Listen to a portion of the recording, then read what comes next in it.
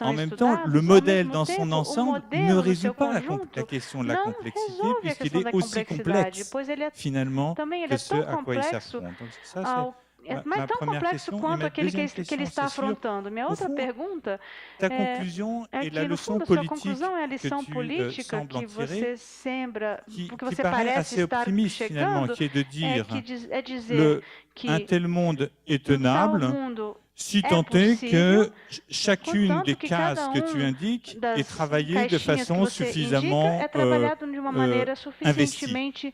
Et c'est une leçon, finalement, quand même, dont l'optimisme me frappe et sur lequel j'aimerais t'entendre dire quelques mots.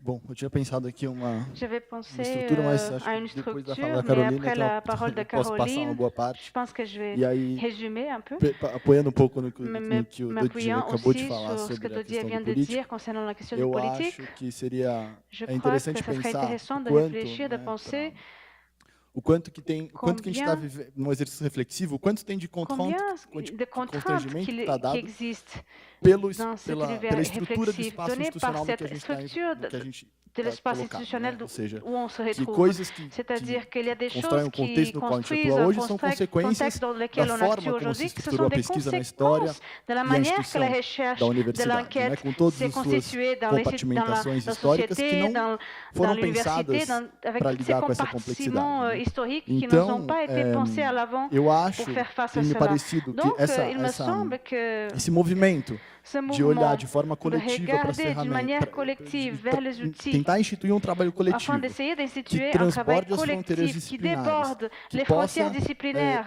pegar o que tem de melhor que está dado nas ferramentas. Ele é muito dificultado pela rigidez institucional que existe hoje, e eu acho que é importante fazer um esforço coletivo, realmente, de pensar figuras institucionais novas que possam ajudar a lidar melhor com essa complexidade, que possam nos amparar nessa dificuldade, nessa vertigem que é realmente lidar com tudo isso que está dado. Então, eu acho que a gente tem que afrontar o que tem de político na ciência, realmente, que tem a ver com o caráter institucional. Então, para voltar na questão da neutralidade axiológica, tem que ser discutida profundamente. A gente tem que voltar na política e ciência como vocação e pensar realmente as missões importantes. O que a gente faz diante de tudo isso que está acontecendo? E aí, para pensar no papel dos experts na lógica de Uyena, como que a gente aproveita todo o potencial, todo o privilégio que a gente tem histórico de poder estar aqui, ter acesso ao que a gente teve, pensar para contribuir para os públicos, para a gente ter um papel ativo na construção de públicos de enquetes coletivas amplas. Talvez more na criação de espaços mais fluidos entre a academia e o mundo social. Bom, tinha mais uma coisa, mas eu me perdi um pouco. Je me suis perdue, donc je vais m'arrêter là.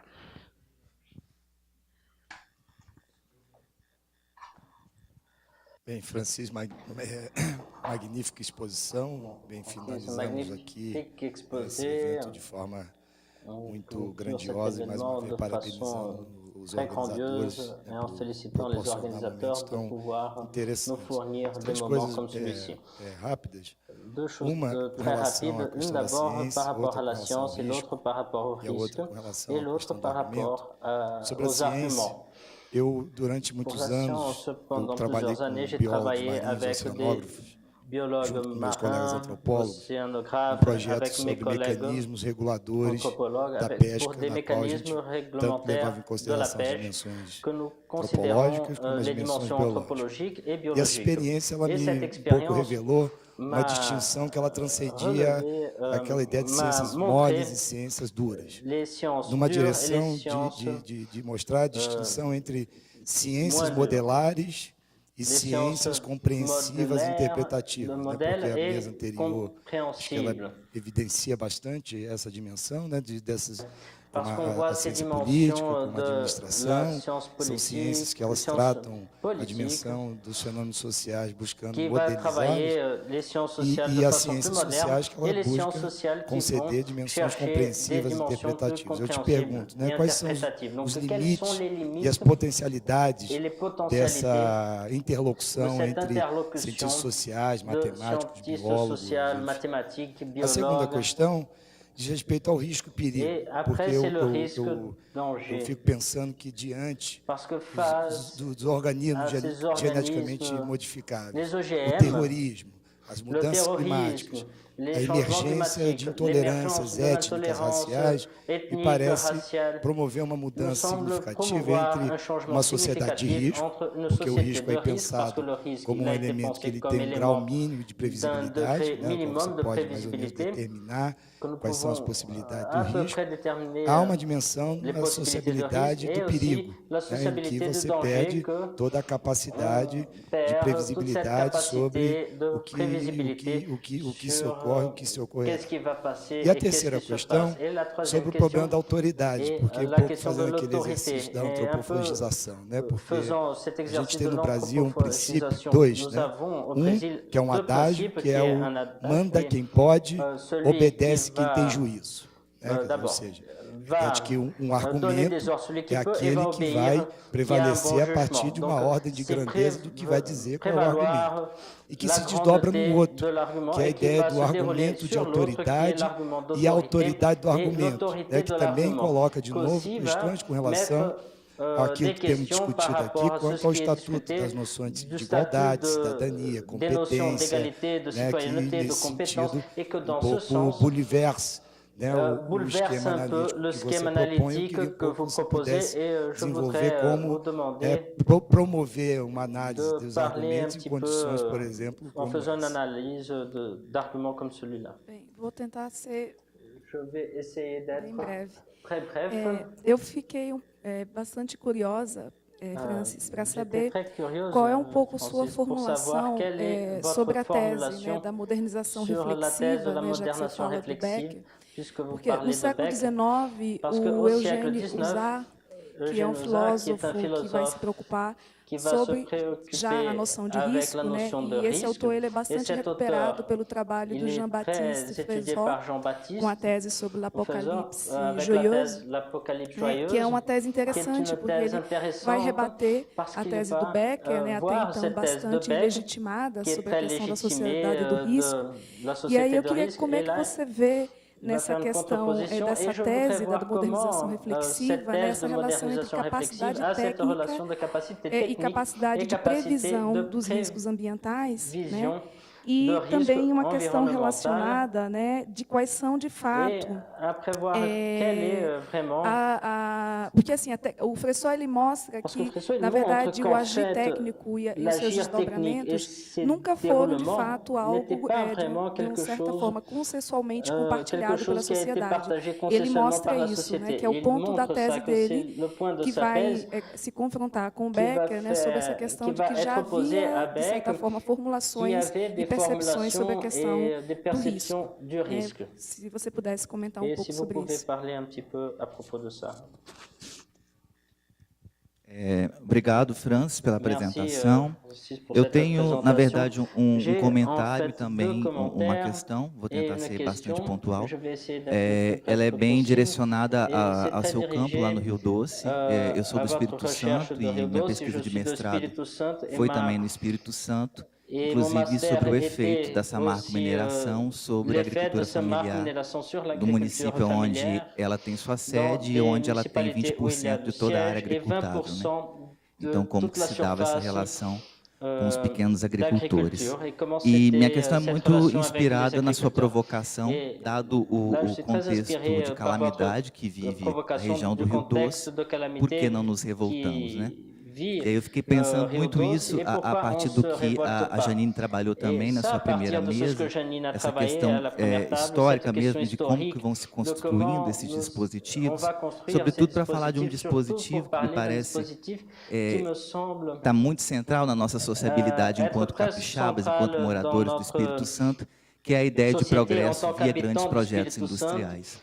Então, essa questão dos grandes projetos ela é extremamente importante no Espírito Santo, sobretudo a partir da erradicação dos cafezais na década de 60 e como que todo o processo de desenvolvimento econômico do Estado passou a ser assentado sobre grandes empresas. A Samarco Mineração é uma delas, a Companhia Siderúrgica é outra, a empresa que produz os eucaliptos é outra também, então todo o desenvolvimento e as relações políticas que vão se desenvolvendo a partir desse elemento econômico com o elemento do poder constituído.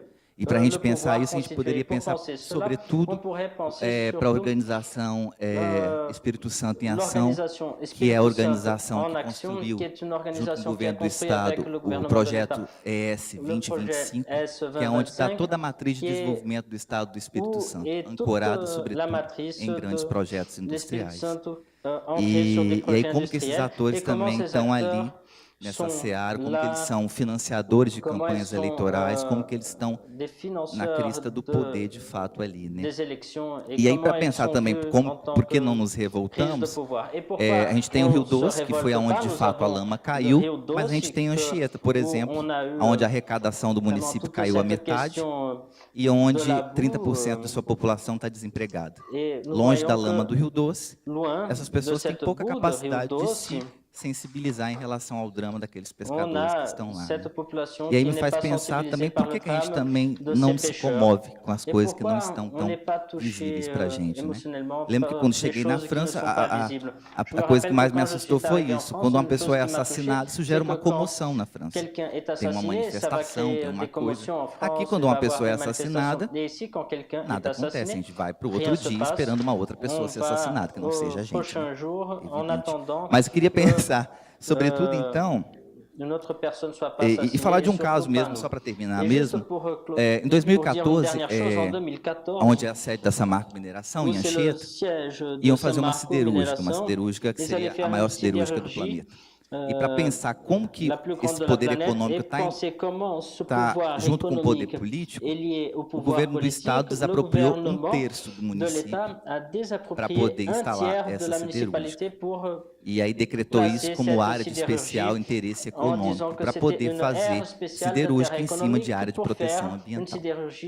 E aí, para pensar a controvérsia, uma comunidade que ia ser desalojada se declarou comunidade Tupiniquim. Olha, usou desse instrumento para se declarar comunidade indígena para resistir a um projeto de siderurgia. E venceu, porque foi reconhecido pela FUNAI enquanto comunidade indígena Chapada do Ar. Então, são coisas interessantes. Eu queria saber, então, finalmente a pergunta, qual é o lugar dessa questão, dessa historicidade dos dispositivos dentro da sua pesquisa, como que você está pensando isso e rearranjando isso?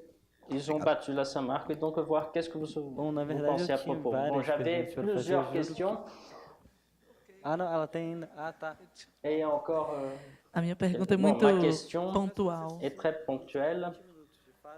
Eu posso também não fazer, se você preferir. A minha pergunta é muito simples. Ma question est très simple. Queria entender um pouquinho mais, Francis, sobre a gradação da crítica. Você fez um gráfico que é muito bonito e o nosso olhar vai indo lá para o final. Né? Mas eu fiquei pensando nos diferentes sujeitos que estão aí nesse processo, supostamente, né, de mistura e de aprofundamento da crítica. E fiquei pensando nos tais dos policymakers, né? Assim, onde é que eles param nesse processo? Porque certamente qualquer percurso a mais envolveria uma revisão completa dos valores, né, da sua formação e tudo mais. Então, quais são os pontos nessa cadeia aí onde acontece controvérsias muito explícitas entre os valores que são que entram em choque pelos diferentes grupos aí avec les différents groupes impliqués. Bom, na verdade, só rapidamente, antes de passar poucas perguntas, eu só queria fazer um ponto. Eu tinha várias coisas, mas j'avais plusieurs choses à dire, mais il y a une seule question que eu acho que é particularmente interessante no caso que a pessoa intéressant dans le cas que vous montrez du pragmatisme de façon générale, c'est qu'on inverse un peu le principe saussurien de base que le principe va créer l'objet et l'objet choisi qui va créer un point de vue nécessaire, n'est-ce pas? Donc cette logique de l'enquête, elle va montrer l'objet empirique qu'on va travailler. Et je voudrais juste dire à propos d'un point qui est ce changement d'échelle, pour reprendre une question que Maurício a parlé à propos, qui est particulièrement intéressante, qu'on a une tension, et je voudrais voir comment est-ce que vous travaillez cette question. D'un côté, il y a une perspective externaliste qui impose une échelle pour penser la relation des acteurs.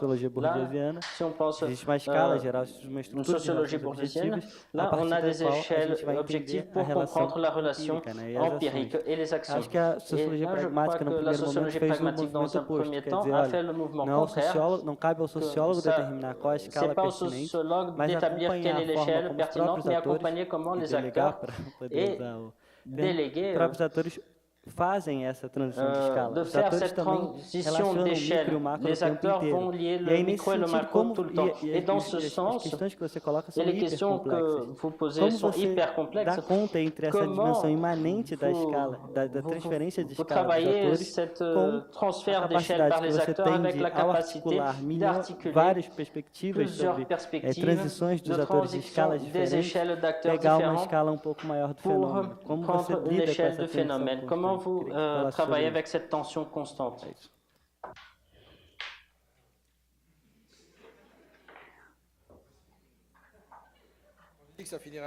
Acho que vai acabar meia-noite. Não. Não, 15, ça va. 15, não, faut arrêter, faut savoir s'arrêter. É preciso saber parar, não vai acabar meia-noite, não. Estou brincando. Muito obrigado pelas perguntas. Talvez é o que caracteriza melhor o tipo de trabalho que eu faço.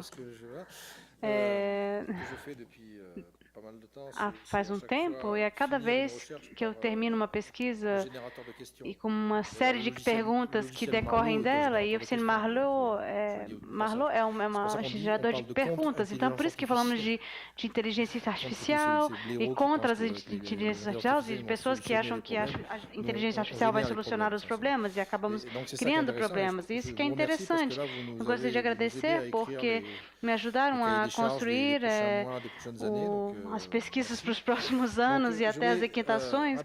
Eu vou rapidamente percorrer as perguntas com diferentes formas de ciência, e eu acho que não vamos poder generalizar muito rápido, pois vai depender das relações de acessibilidade aos objetos em causa. É claro que em relação ao boson do Higgs, estamos no Big Science, como ela se desenvolveu depois do pós-guerra, e temos grandes máquinas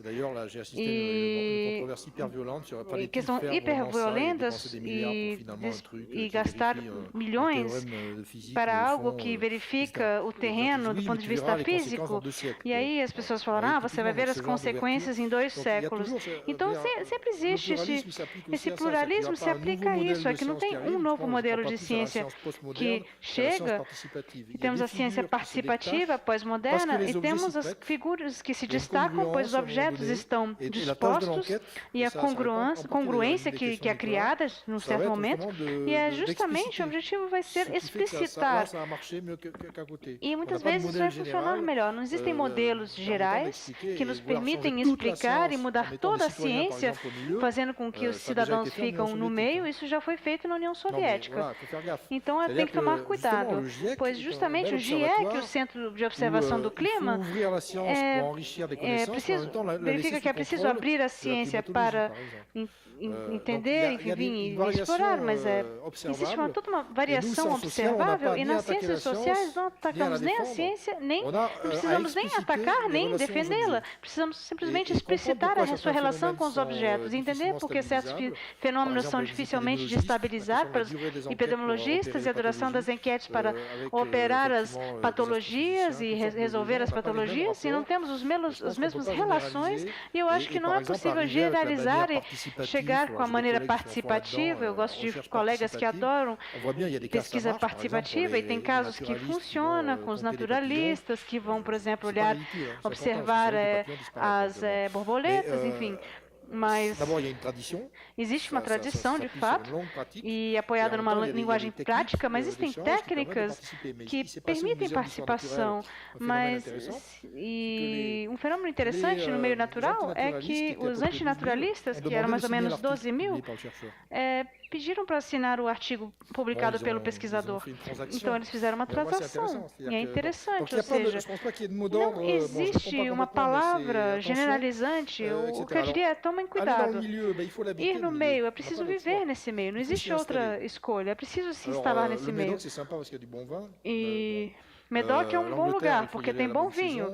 E Inglaterra tem que ir na boa estação, e Minas Gerais tem Espírito Santo, encontramos pessoas e criamos relações e progressivamente.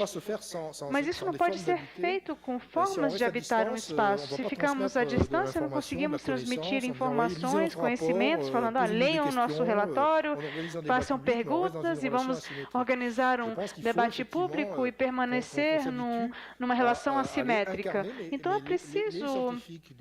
Os cientistas do passado faziam assim, eles tinham esse tipo de possibilidade de discutir com os campesinos, com os agricultores, enfim. E eu acho que isso se perdeu devido aos jogos acadêmicos que fazem com que a gente se afaste dos atores e não é tão valorizado passar tempo com os atores. Eu fiz isso em Paris. E bem no centro, num coletivo de Paris, chamado Os Pulmões de Paris, e a vantagem é que nós realmente diminuímos realmente a qualidade, conseguimos mudar e diminuir a poluição do ar em Paris. Então tinha um grupo de ciclistas, de pais, de estudantes, de alunos, e colocamos essas pessoas juntas e organizamos noites e eventos e políticos que estavam interessados pelas eleições municipais de 2014, e aí a prefeita de Paris aplicou as resoluções de Paris, e então no meio nós trabalhamos. Então, aí, depois falamos que você é o cara que proibiu e fez com que certos veículos não pudessem circular, então tem tudo uma questão também política. Eu estou respondendo rápido porque eu preciso ir rápido, enfim. As questões de Nicolas são questões de fundo que merecem uma longa discussão e o modelo é muito mais complexo que a realidade. Bom, bem, não é assim. Outro dia a gente estava olhando um esquema da central nuclear de um local lá na França. E é uma tecnologia bem estabilizada atualmente, é indescritível. Ninguém consegue fazer